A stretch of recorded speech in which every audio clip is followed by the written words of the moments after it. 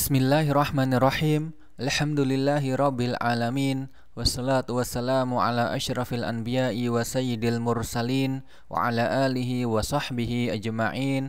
Allahumma alimna ma yanfa'una wanfa'na bima 'allamtana wa zidna ilman nafi'an wa amalan solihan ya rabbal alamin. Rabbi syrah li sadri wa yassir li amri wahlul 'uqdatan min lisani yafqahu qawli. Thumma amma ba'd. Faya ayyuhal ikhwah, faya ayatuhal akhwat. Assalamualaikum warahmatullahi wabarakatuh. Kembali kita lanjutkan ya. Pada pertemuan hari ini kita akan membahas tentang ya kelanjutan kemarin ya, tentang penerjemahan Al-Qur'an ya. Jadi kemarin ada penerjemahan secara harfiah dan ada secara maknawiyah, secara global. Dan kemarin untuk yang harfiah ya, itu sudah ya kata per kata ya, jadi diterjemahkan ya tiap satu kata. Kemudian untuk penerjemahan maknawiyah ya itu secara global ya, tidak kata per kata, tetapi secara maksud dari konteks kalimat ya yang ada di dalam ayat Al-Qur'an. Ya, kita lanjutkan kemarin untuk penerjemahan yang harfiah ya, itu secara umum ya itu tidak boleh, yang dibolehkan ya tidak dibolehkan, meskipun ya memang jika misalnya itu benar itu tetap tidak dibolehkan ya. Yang dibolehkan hanya misalnya cuma satu kata saja, satu kata diterjemahkan ya, dijelaskan ya kepada orang yang tidak paham bahasa Arab ya, hanya satu kata saja. Kemudian kita lanjutkan yang maknawiyah ya, itu yang dibolehkan ya. Yang dibolehkan ya, yang maknawiyah kemarin jaizah ya. Ini tutup aja. Ya, tetapi ada syarat-syaratnya ya. Ya, lakin yusyaratu li jawazi dzalik syurutun ya. Ya, qala al-muallif rahimahullah ya, lakin ya yusyaratu li jawazi dzalik ya, li jawaz ya at-tarjamah al-ma'nawiyah lil Qur'an ya, terjemah maknawiyah secara global itu dibolehkan ya. Ada syaratnya ya, ada beberapa syarat. Al-awwal ya, alla tuj'al badilan 'anil Qur'an ya, bihaitsu yastaghni biha anhu. Ya, untuk syarat yang pertama yaitu tidak menjadikan terjemahan maknawiyah ini ya itu sebagai pengganti dari Al-Qur'an ya, sehingga merasa cukup ya dengan adanya terjemahan ini ya, sehingga tidak perlu dengan Al-Qur'an ya, itu tidak boleh ya. Jadi tidak boleh menjadikan terjemahan tersebut itu sebagai pengganti Al-Qur'an ya, sehingga merasa cukup ya dengan terjemahan maknawiyah saja ya, sehingga tidak merasa butuh lagi dengan Al-Qur'an ya, itu yang tidak dibolehkannya seperti itu. Wa ala hadza fala budda ya an yuktab al-Qur'anu bil lughatil arabiyyah wa ila janibihi hadhihi tarjamah litakuna kat tafsiri lahu. Ya, oleh karena itu ya, maka Al-Qur'an tuh harus ditulis ya dengan bahasa Arab. Jadi setiap terjemah Al-Qur'an ya seperti di kita ya, itu tetap ditulis Al-Qur'annya ya. Jadi cuma tidak hanya bahasa Indonesia saja, tapi Al-Qur'annya ada, kemudian di sampingnya itu baru ada terjemahnya ya. Ya, jadi tetap ditulis Al-Qur'annya. Ya, berbeda kalau misalnya kita lihat buku-buku terjemah hadis ya, terkadang lafadz hadis itu enggak ditulis, jadi cuma tulisan Indonesia saja ya, cuma terjemahan saja. Tapi kalau Al-Qur'an ini harus tetap ditulis ya. Jadi tidak hanya terjemahan saja, Al-Qur'an itu sendiri ya dengan bahasa Arab juga harus ditulis. Kemudian meletakkan terjemahan tersebut itu di sampingnya ya, biasanya di Al-Qur'an terjemahan kita seperti itu ya. Litakuna katafsiri lahu ya, agar untuk terjemahan itu ya, itu kedudukannya seperti tafsir bagi ayat Al-Qur'an ya, bagi Al-Qur'an tersebut. Kemudian yang kedua, cara yang kedua ya, atsani an yakuna al-mutarjim ya, an yakunal mutarjimu aliman bimadlulatil alfaz fil lughatain. ya al ya, mutarjim minha ya al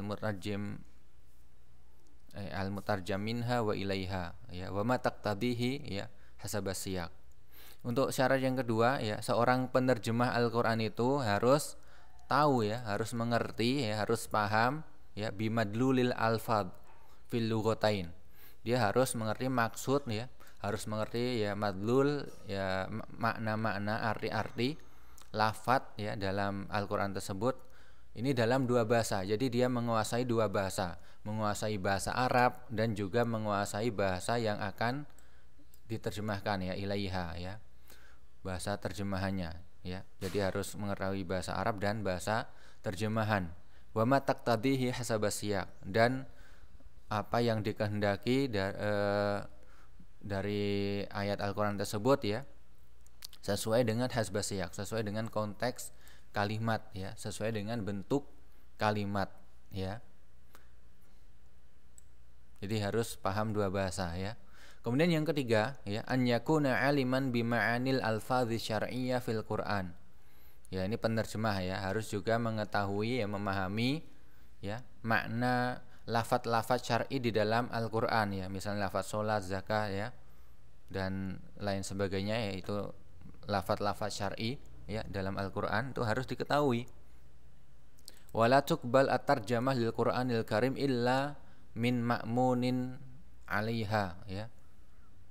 Terjemah Al-Qur'an ya itu tidak diterima ya kecuali ya penerjemahnya itu makmun ya, itu terpercaya ya untuk menerjemahkan Al-Qur'an bihaitsu yakunu musliman mustaqiman fi dinihi ya, di mana seseorang tersebut ya yang menerjemahkan Al-Qur'an itu adalah seorang muslim yang istiqomah, yang lurus ya di dalam agamanya.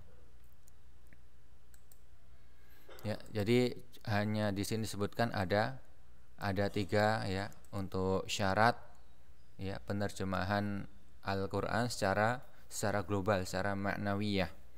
Kemudian kita lanjutkan, sekarang kita masuk pada yang berikutnya yaitu al-mushtahirun ya bitafsir minas sahabah.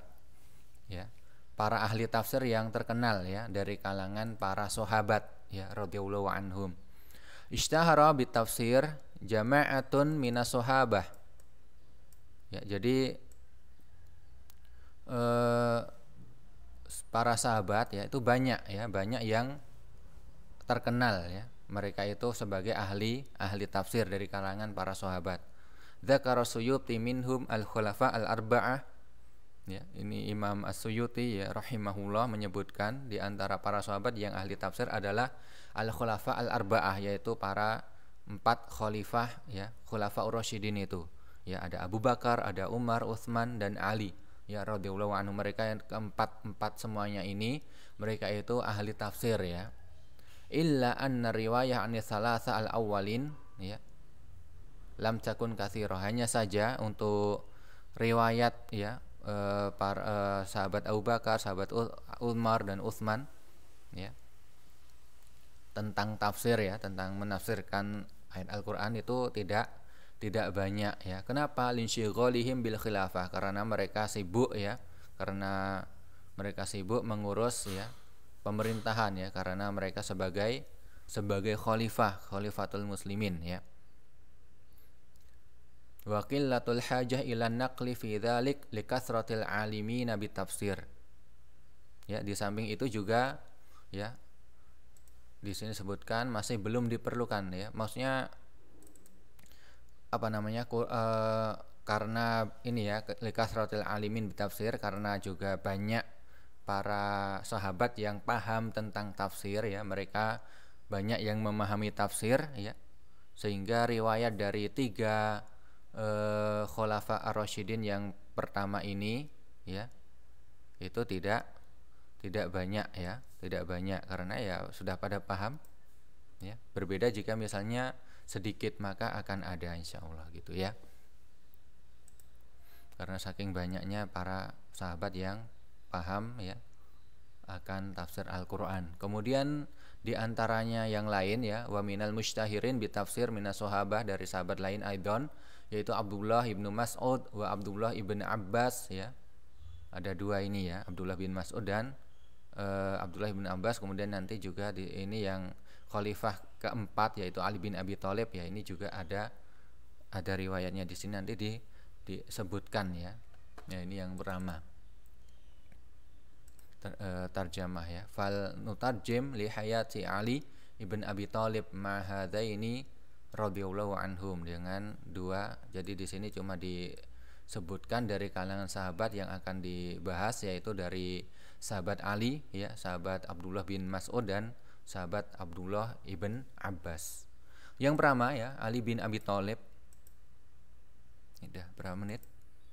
10 menit ya, mungkin sedikit. Ya, Ali bin Abi Thalib huwa ibnu ammir Rasul sallallahu alaihi wasallam, yaitu beliau adalah, ya ini biografinya ya, tarjamah, yaitu biografi dari sahabat Ali bin Abi Thalib ya. Beliau adalah ya anak paman Rasulullah sallallahu alaihi wasallam ya, anaknya ya Abu Thalib.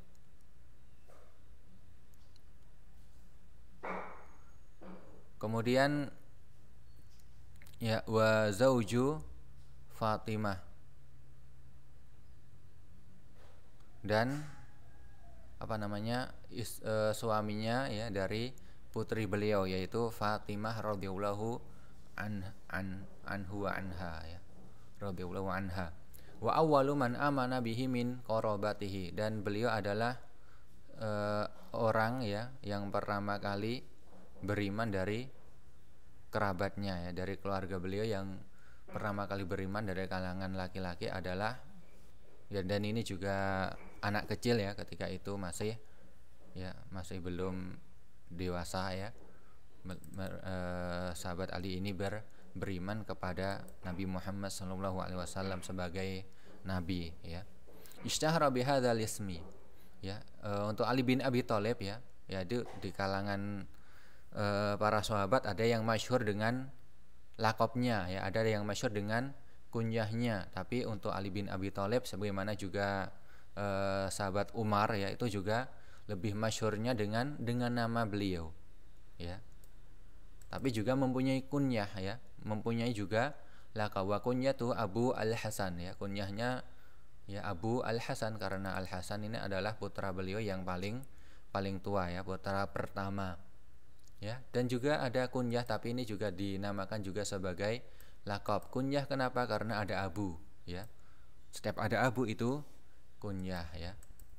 Abu Turab, tapi di sini juga lakop ya, karena Turab itu bukan anak beliau. Tapi ini Turab adalah tanah atau debu ya. Ketika itu beliau sedang ya dicari oleh Nabi ya, sedang tidur di masjid ya, karena itu tadi ada permasalahan ya, marah dengan istrinya yaitu Fatimah, sehingga ini sahabat Ali kemudian ya biar tidak melampiaskan marahnya ya, pergi kemudian ke masjid tidur. Itu cara untuk menghilangkan rasa marah ya, amarah ya. Selain juga berwudu ya, duduk atau diam ya, dan ini juga tidur juga termasuk untuk meredakan rasa marah, sehingga kemudian tidur ya. Kemudian selendang beliau itu ya jatuh ke tanah, sehingga beliau ini juga terkena tanah ya, badannya ya terkena tanah, kemudian dibersihkan oleh Nabi ya, dan dibangun ya, kum ya Aba Turab ya. Dari sini kemudian beliau diberikan lakop ataupun kunyah ya dengan Abu Turab, dan ini adalah yang disukai oleh beliau ya, Ali bin Abi Thalib ya radhiyallahu anhu ya, karena itu adalah kunyah dari lakop dari, dan juga lakop dari Nabi ya, sehingga ya beliau lebih menyukai ini ya. Ya mungkin sampai di sini ya, baru sedikit ya. Syukran ala husni istima'ikum wa ihtimamikum. Wassalamualaikum warahmatullahi wabarakatuh.